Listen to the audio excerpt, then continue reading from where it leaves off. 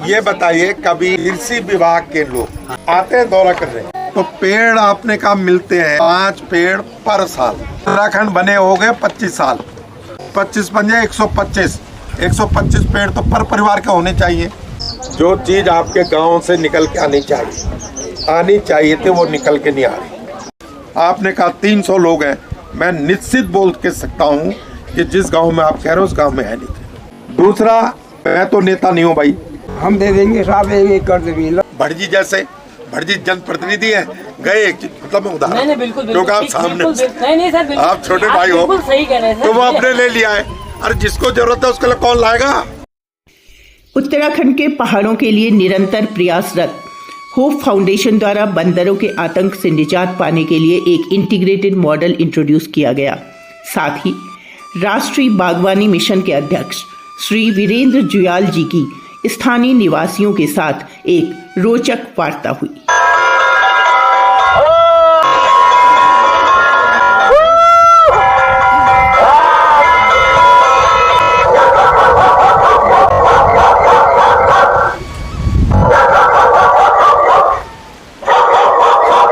हम लोग हैं अभी खैरोला गांव में, जिला नैनीताल में।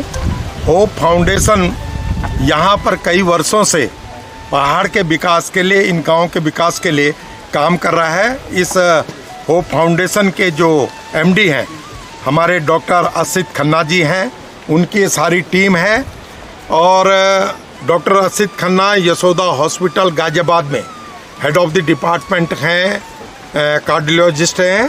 उनकी धर्मपत्नी भी डॉक्टर प्रोफेसर हैं गायनी की, और उनकी एक बड़ी टीम है जो यहाँ पर पहाड़ों में दूर दराज आके इन पहाड़ों के विकास के लिए काम कर रही है।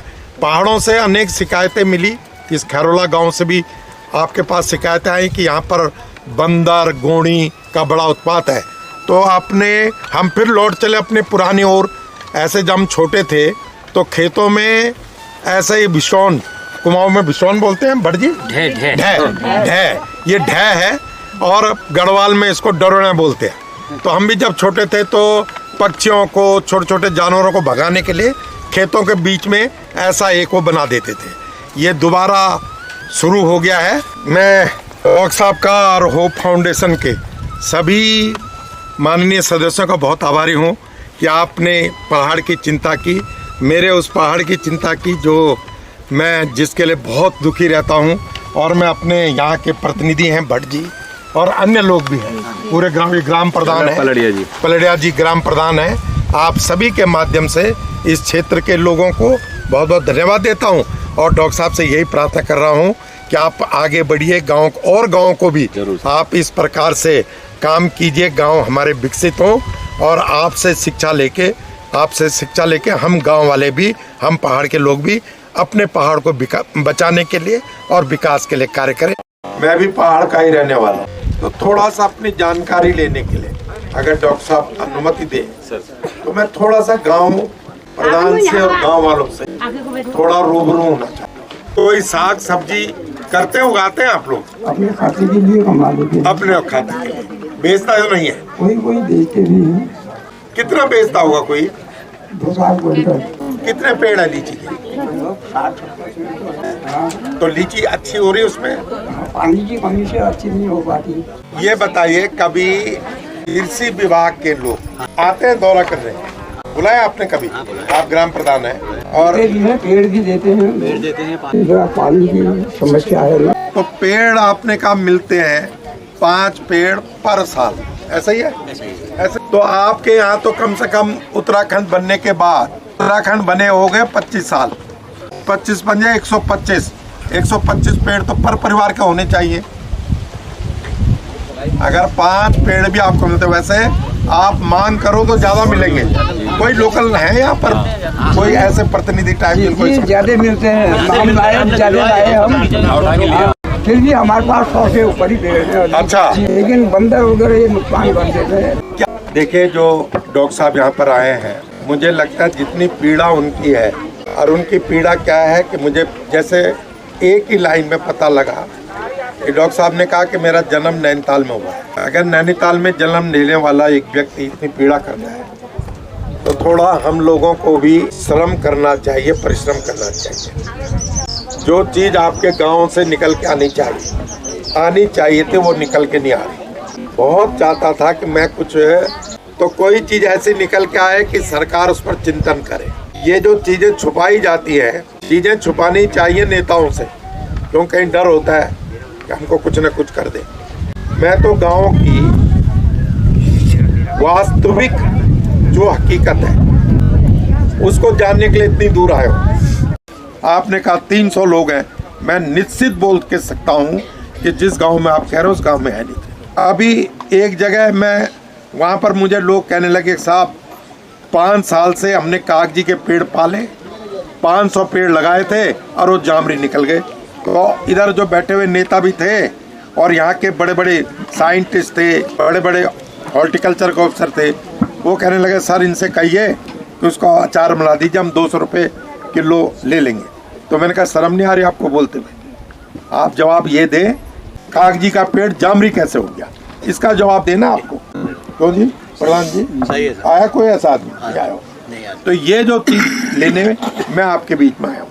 ये हमारा जो होप फाउंडेशन है, ये तो कर रहा है काम, पर ये जो गांव के अंदर की वो है, इस क्षेत्र की जो है, वो तो आपके माध्यम से पता लगेगी ना।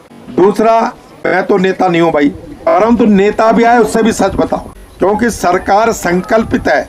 अगर संकल्पित ना होती तो एक निवेदन पे हम यहाँ आए, एक फोन गया हम पहुँच गए, और इस जानकारी को हम प्रदेश में भी देंगे और केंद्र में भी देंगे।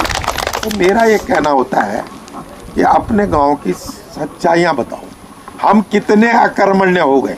नहीं तो हमारे बाप दादाओं ने तो खेत का पहाड़ काट काट के खेत बनाए, परिवार भी पाला, तो कोई बाहर का आके कितना करेगा? भाई साहब इक्विपमेंट दे सकते हैं, नई नई टेक्नोलॉजी आपको दे सकते हैं, भाई साहब यहाँ बैठ के कर नहीं सकते। करना किसको है? करना तो आपको है। अगर मैं आपसे एक निवेदन करूं, ये प्रधान जी बैठे हैं, आपने कभी कोई पोलियो हाउस मांगे सरकार से? मांगे। कितने पोलियो हाउस लगे गांव में? 5 एक लगे। काम कर रहे हैं सारे? काम नहीं कर रहे। क्यों नहीं काम करे? बकरी बांध रहे उसका?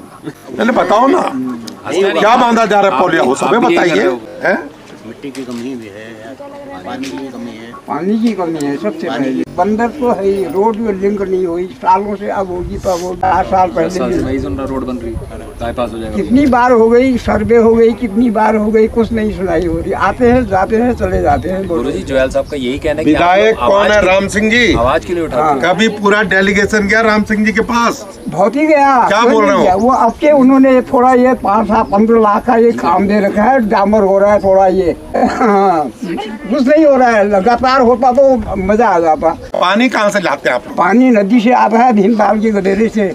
ऊपर पंप लगे हुए हैं? पंप नहीं, नहर है। नहर है? नहर को हो गए कम से कम 50 साल, 55 साल, बिल्कुल रिजेक्ट हो गई वो। पानी नहीं आ रहा उसमें? पानी सब लीकेज हो जाता है, आता ही नहीं है, इतना आता है। सिंचाई विभाग को लिख के दे रहे हैं आप लोग? हाँ, बराबर लिख के देते हैं। उनके पास अभी कहते बजट नहीं है, पैसा 2-2 साल से काम करा रखा है, देते नहीं है। अगर इसमें पाइप डाल दें वो। क्या कोई गांव में सामूहिक मिलके कहीं पर बड़ी बागवानी का कोई प्लान हो सकता है, या कोई इस तरह की बातें हो सकती है कि आप हम देखिए, जो सरकार को तो एक एक खेत से नहीं होगा, सरकार को तो आप एक चेक दीजिए, पूरा एक बड़ा चेक कि सर आप इसको डेवलप कीजिए, गांव आपके साथ है। हम दे देंगे साहब 1 एकड़ जमीन लगातार अपनी अकेले है, 1 एकड़ जमीन दे दूंगा। नहीं तो आप उसमें और जोड़िए।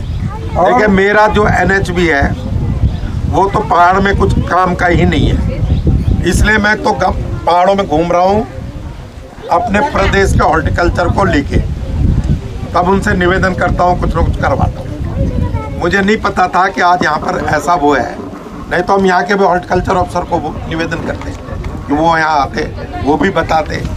जब तक पहाड़ का व्यक्ति अपने पहाड़ की चिंता, ये बच्चे हैं, मैं तो इनमें भी बैठता हूँ, कई कॉलेजों में जाता हूँ, बच्चों को कहता हूँ कौन करेगा, कौन करेगा? नहीं करेंगे तब तक कुछ नहीं होगा, कुछ नहीं होगा।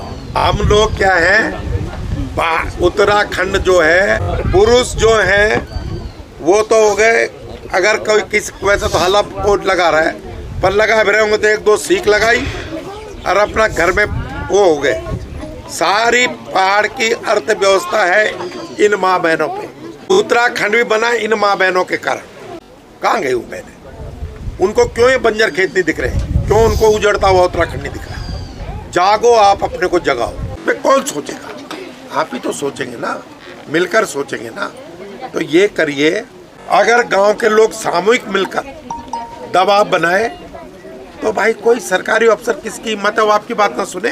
पर यहाँ होता है, प्रधान अपने अकेला चला गया, अपने लिए 2 चीज ले आया, उसने कहा आग लगाओ, मुझे क्या पड़ेगी। गांव में कोई रसूखदार आदमी हुआ, भटजी जैसे, भटजी जनप्रतिनिधि है, गए एक चीज मतलब मैं उदाहरण, क्योंकि आप सामने आप छोटे भाई हो, तो वो अपने ले लिया है। अरे जिसको जरूरत है उसके लिए कौन लाएगा? मैं सभी से मेरा यही है, जब तक हम बात तो करते हैं, अभी हम कितने चीज़ों की बात कर रहे हैं, हम जनप्रतिनिधि की बात जाते ही नहीं है। 5 साल वोट देते हैं उसको, फिर 5 साल तक उसको गाली देते हैं, फिर अगले का इंतजार करते हैं, अगला अच्छा आएगा। मैं तो इनसे ये कहता हूँ कि उससे तो 5 साल उससे लड़िए तो सही, एक बार नहीं 10 बार। यही मेरा भी यही कहना है। जब तक हम सब नहीं तैयार, बिल्कुल अपना विकास तो स्वयं करना पड़ेगा सर। शिकायतें देने से कुछ नहीं होता। बैठ जाओ बच्चे, बैठ जाओ। ये समाधान होना चाहिए, एक बार का एक कार्यक्रम नहीं होना चाहिए। इसको समाधान बनाना है, 3-6 महीने में इसको व्यापक रूप देना है, स्टेट लेवल तक लेके जाना है। ठीक है, परमात्मा इतनी शक्ति दे कि मैं इसको फुलफिल कर सकूं।